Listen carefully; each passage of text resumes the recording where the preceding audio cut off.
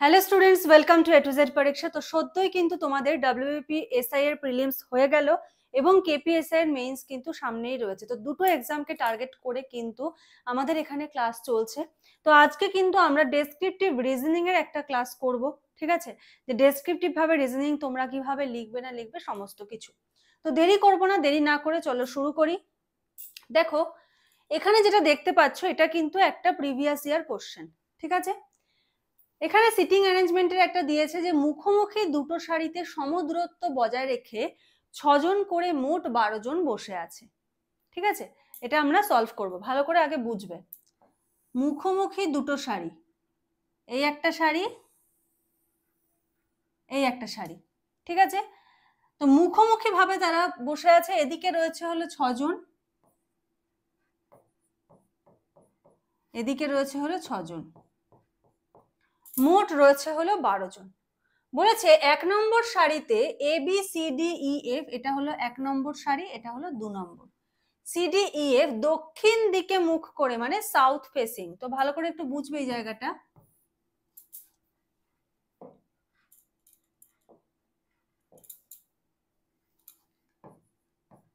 North, south, east, West.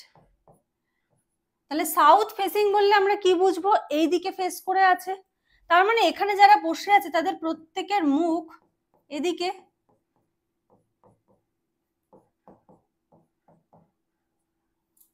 তারা প্রত্যেকে এদিকে মুখ করে বসে আছে। আর কি বলেছে? আচ্ছা, এদিকে কে কে আছে? এদিকে আছে হলো A B C D E F. এটা কিন্তু জাস্ট বলেছে কজন আছে, সিকোয়েন্স বলেনি। নেক্সট কি বলেছে দেখো, নেক্সট বলেছে 2 নম্বর সারিতে M N O P Q R উত্তর দিকে মুখ করে বসে আছে। তাহলে উত্তর দিক মানে নর্থ ফেসিং, ওপরের দিক, তার মানে এই দিক মুখ করে বসে আছে। কে কে আছে এখানে?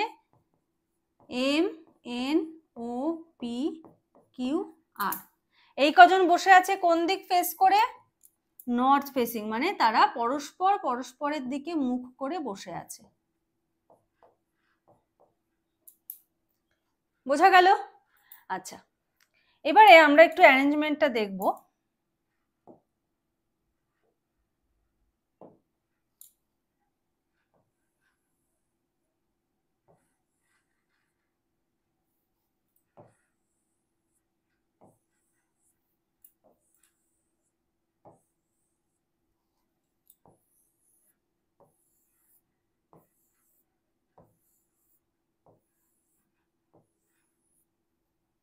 ঠিক আছে, 6জন হলো। তাহলে এই 6টা সিটের মধ্যে আমাকে এবিসিডি ইএফ কে বসাতে হবে, আর এই 6টা সিটে এম এন ওপি কিউ আর কে বসাতে হবে। খুব ভালো করে বুঝবে। আচ্ছা, কি বলেছে? 1 এবং 2 নম্বর সারির ব্যক্তিগণ পরস্পরের দিকে মুখ করে বসে আছে। প্রথম পয়েন্ট বলেছে এ ই এর বাদিকে তৃতীয় স্থানে আছে। এবারে দেখো বাদিক আর ডান দিক, যখন আমি এই দিক ফেস করে আছি, ঠিক আছে, তখন আমার রাইট সাইড কোনটা? এটা, আর এটা হলো লেফট সাইড। কিন্তু যখনই আমি এদিক ফেস করে আছি, ঠিক আছে, যখন আমি এদিক ফেস করে আছি তখন আমার এটা রাইট সাইড, এটা লেফট সাইড। তাহলে এদিকটা হলো তখন লেফট সাইড, এদিকটা হলো রাইট সাইড। এগুলো কিন্তু ট্রিক, মানে সলভ করার সঠিকভাবে, ভুল করবেন, এই জায়গাটাতেই ভুল হয়ে যায়। তাহলে যখন বলেছে যে প্রথম পয়েন্ট এ ই এর বাদিকে তৃতীয় স্থানে আছে, ঠিক আছে, তাহলে বাদিক কোনটাকে বোঝাচ্ছে? এইটাকে বোঝাচ্ছে হলো বাদিক, এই সাইডে। তাহলে এ রয়েছে ই এর বাদিকে, তাহলে এখানে রয়েছে ধরো ই, ই এর বাদিকে তৃতীয় স্থানে, বাদিকে তার মানে বাদিকের পরে 1 2 3, ঠিক আছে, বাদিকে তৃতীয় স্থানে রয়েছে হলো এ।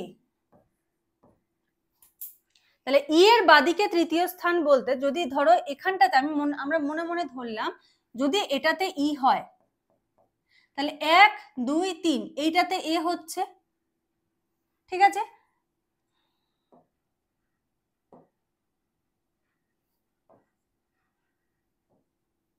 আমি কিন্তু জাস্ট বোঝানোর জন্য বলছি, ঠিক আছে। আচ্ছা, নেক্সট বলেছে ও এর বাদিকে দ্বিতীয় ব্যক্তি এ এর মুখোমুখি বসে আছে। তাহলে আমরা একটা ধরে চলি,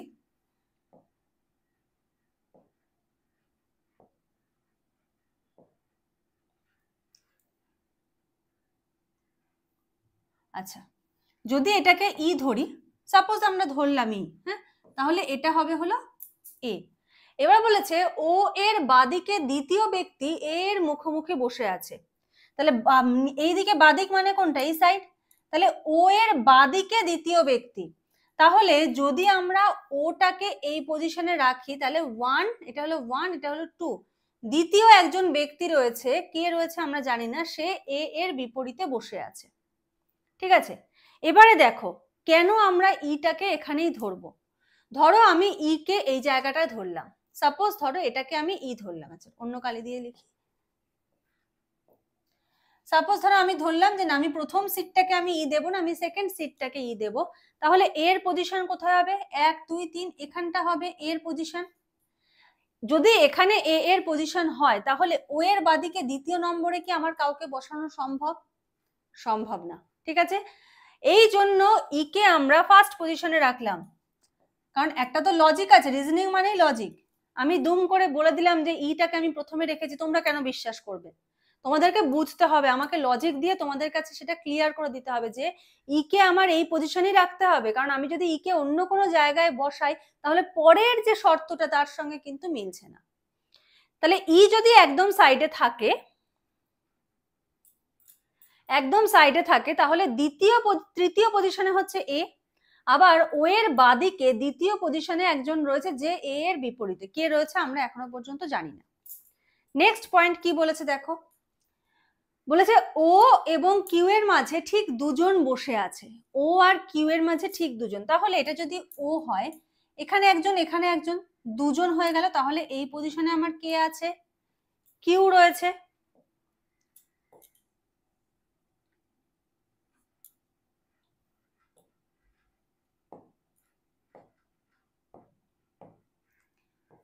এই সিটটাতে কে বসে আছে?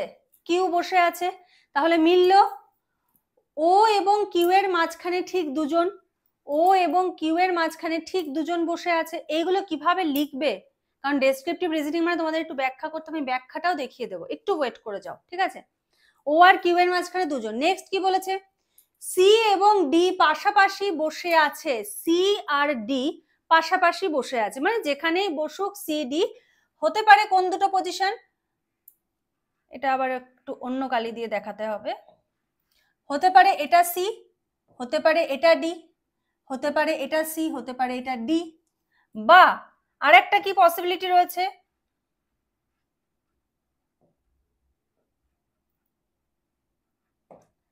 হতে পারে এটা ডি এটা সি, আবার হতে পারে এটা ডি এটা সি, মানে সি আর ডি পাশাপাশি রয়েছে। এইবারে দেখো, এবারে আমরা কোন পজিশনটা হবে কি করে বুঝবো। সি আর ডি পাশাপাশি বসে আছে, সি এবং ডি কেউই সারির প্রান্তে বসে নেই।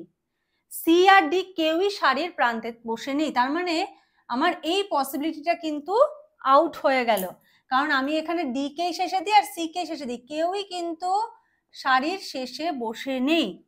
ঠিক আছে, বোঝা গেল? তাহলে আমার সি আর ডি এই দুটো পজিশনের মধ্যে হবে। আচ্ছা, এবার দেখো কি বলেছে, বি এবং সি এর মাঝখানে ঠিক একজন বসে আছে। বি আর সি এর মাঝখানে। এবারে দেখো, আমি যদি মুছলাম একটু, আমি যদি এটাকে সি ধরি, আমি যদি ধরি এটা সি, তাহলে বি এবং সি এর মাঝখানে তো আমি কাউকে পাচ্ছি না, কারণ এখানে রয়েছে এ, তাই তো? তাহলে আমাকে কোন পজিশনটাকে সি নিতে হবে? আমাকে ধরতে হবে এটা হলো সি, এটা হলো বি, তাহলে বি আর সি এর মাঝখানে একজন রয়েছে, সি আর ডি পাশাপাশি রয়েছে। এবার দেখো তিনটে লাইনের যুক্তি কিরকম ভাবে মিলে গেল। প্রথমটা কি বলেছে? সি এবং ডি পাশাপাশি বসে আছে, সি এবং ডি পাশাপাশি বসে আছে। দেন কি বলেছে? সি এবং ডি কেউই সারির প্রান্তে বসে নেই, সি আর ডি কাউকেই আমরা কোনো সারির প্রান্তে বসাইনি। দেন বলেছে বি এবং সি এর মাঝখানে ঠিক একজন বসে রয়েছে, তাহলে এখানে আমরা বি রেখেছি, তাহলে বি আর সি এর মাঝখানে ঠিক একজন কে রয়েছে? এ রয়েছে। আচ্ছা, নেক্সট বলেছে এম এর পাশের ব্যক্তি ডি এর মুখোমুখি বসে আছে। এম এর পাশের ব্যক্তি ডি এর মুখোমুখি, ডি কোথায়? এই যে ডি, এই পজিশনে কিউ আমরা পেয়ে গেছি, তাহলে এম কোথায় বসবে? অবশ্যই কিন্তু এম এখানে বসবে। তাহলে এম এর পাশের ব্যক্তি ডি এর মুখোমুখি রয়েছে। আমরা এম পেয়ে গেলাম। নেক্সট কি বলেছে, কিউ পি এর ঠিক পাশে বসে নেই, কিউ পি এর ঠিক পাশে বসে নেই। তাহলে কিউ কিন্তু পি এর ঠিক পাশে, তারপরে এই পজিশনটাতেও কিন্তু পি হবে না, এই জিজ্ঞাসা চিহ্নেও কিন্তু পি হবে না, একটাই ঘর খালি, এই ঘরে হবে হলো পি। কিউ পি এর ঠিক পাশে বসে নেই, বোঝা গেছে? যদি কারো কোথাও ডাউট হয় অবশ্যই কিন্তু কমেন্ট করবে। আচ্ছা, নেক্সট বলেছে আর এ এর মুখোমুখি বসে নেই, নেই বলেছে। আর এ এর মুখোমুখি, তাহলে এ এর মুখোমুখি একজন বসে আছে, সেটা আমরা একদম প্রথমে পেয়েছি। ঠিক আছে, প্রশ্নটা দেখো ভালো করে বুঝতে পারবে। দেখো এই যে ও এর বাদিকে দ্বিতীয় ব্যক্তি এর মুখোমুখি বসে আছে, ঠিক আছে। এবার এখানে বলেছে আর এর মুখোমুখি বসে নেই, আর এর মুখোমুখি বসে, তার মানে এই পজিশনে আর রয়েছে। তাহলে কি কি পেয়ে গেলাম, এম, আমরা কোনটা পাইনি, এন পাইনি, তাহলে এই জিজ্ঞাসা চিহ্নের জায়গায় কি হবে,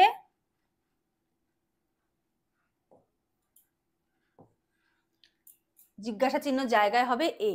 আর এখানে আমরা কি কি পেয়েছি, এ বি সি ডি ই, তাহলে এটা হবে হলো এফ। তাহলে এই হলো সঠিক সিকোয়েন্স। 1 নম্বরে কিভাবে আছে E D C A B F, আর 2 নম্বরে কিভাবে আছে M R Q N P ও, ঠিক এইভাবে কিন্তু তারা বসে রয়েছে। বোঝা গেল লেফট আর রাইটের ব্যাপারটা পুরোপুরি ক্লিয়ার। আচ্ছা, এবার দেখো এই যে প্রিভিয়াস ইয়ার কোশ্চেন গুলো দেখছো, হ্যাঁ আমাদের অনলাইন ক্লাসে কিন্তু তোমাদের ঠিক এরকম ডেসক্রিপটিভ ভাবে প্রত্যেকটা প্রশ্নের কিন্তু সলিউশন করে দেওয়া হয়। এখন প্রিভিয়াস ইয়ার গুলো করানো হচ্ছে, এরপরে আরো এক্সট্রা করে করানো হবে। তো দেখো এখানে কিভাবে করানো হয়েছে, লেফট রাইট এটা আমরা বলে দিয়েছি। প্রশ্নগুলো দেখো কি বলেছে, যে ডি এর বাদিকে তৃতীয় স্থানে কে আছে, ডি এর বাদিক, তাহলে ডি কোথায় রয়েছে, এই যে ডি, বাদিক মানে এই দিকটা, তাহলে ডি এর বাদিকে তৃতীয় স্থান, মানে 1 2 3 কে আছে, বি রয়েছে। 1 নম্বরে হচ্ছে হলো ই, 6 নম্বরে রয়েছে হলো এফ, আর বি রয়েছে হলো 5 নম্বরে, যদি আমরা এদিক দিয়ে বসাই পজিশন গুলো, ঠিক আছে, 1 2 3 4 5 6। নেক্সট বলেছে ও এর বাদিকে চতুর্থ স্থানে কে রয়েছে, ও এদিক ফেস করে রয়েছে, ও এর বাদিক তার মানে এইটা, তাহলে ও এর বাদিকে চতুর্থ স্থান দেখো 1 2 3 4, অ্যান্সার কি হবে আর। ঠিক আছে, ও এর বাদিকে চতুর্থ স্থানে কি রয়েছে আর। দেখো কলামের কি রয়েছে 6, বামে রয়েছে হলো 1 নম্বরে রয়েছে হলো এদিকে পি, 2 এ হলো এন, হ্যাঁ মানে এরকম ভাবে 1 2 3 4 কোনটা কোন পজিশন, 4 নম্বরে আর, তাই অ্যান্সার হবে হলো আর, এভাবে কিন্তু লিখতে হবে। আচ্ছা নেক্সট বলেছে দক্ষিণমুখী সারির দুই প্রান্তে কারা বসেছে, দক্ষিণমুখী মানে সাউথ ফেসিং, কি হবে ই আর এফ। 1 এবং 6 নম্বর পজিশনে রয়েছে ই, 1 নম্বর পজিশনে রয়েছে ই, 6 নম্বর পজিশনে রয়েছে এফ, সুতরাং দক্ষিণমুখী সারির প্রান্ত দুটিতে রয়েছে ই আর এফ।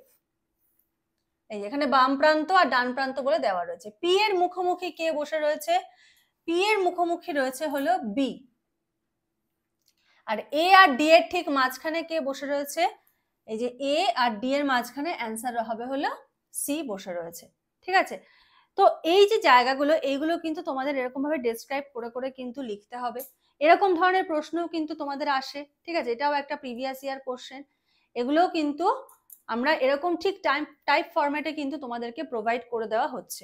ঠিক আছে, তো ডাব্লিউবিপি এবং কেপিএসআই মেইনসের কিন্তু ব্যাচ আমাদের স্টার্ট হয়ে গেছে। ঠিক আছে, এখানে দিওয়ালি স্পেশাল কিন্তু ডিসকাউন্ট অফার চলছে। কি রয়েছে অফারে, অফারে কিন্তু রয়েছে তোমাদের হলো ওয়ান টাইম ফিজ। ঠিক আছে,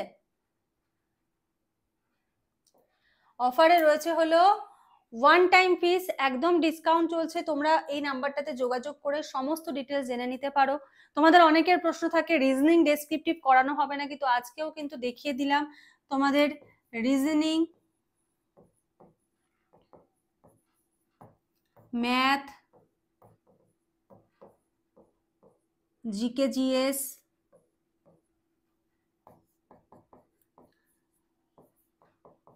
ইংলিশ, বেঙ্গলি, অল টোটাল কিন্তু তোমাদের